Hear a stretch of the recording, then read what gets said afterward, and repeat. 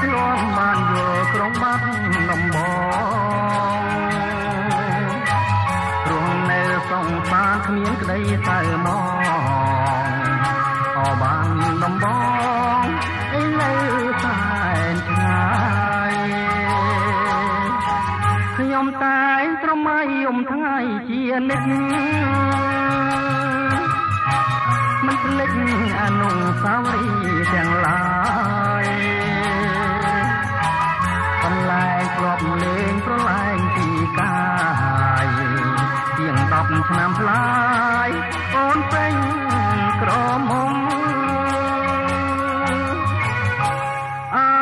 នុស្សាវរីយ៍មកដល់មរីសព្រាមបានពុទ្ធមកចំណាំអូននឹងបងដល់ព្រៃវៃធំ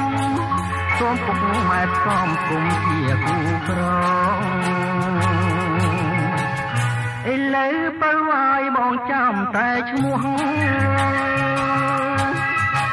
តែរួមសំរងព្រលឹងមានបងតើត្រង់យ៉ាងណាដែរទៅនួនល្អអបានដំបងគូក្រងខ្ញុំនៅឯណា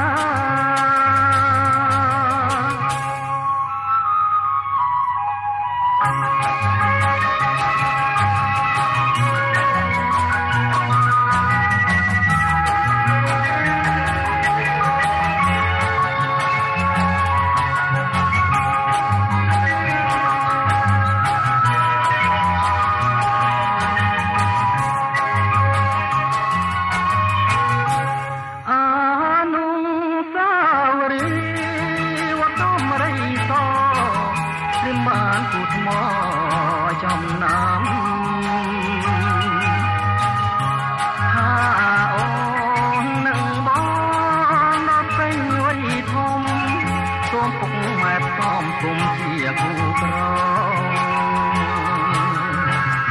ឥឡូវបើវាយបងចាំតែឈ្មោះតែរូបសំរងព្រលឹងមាសបង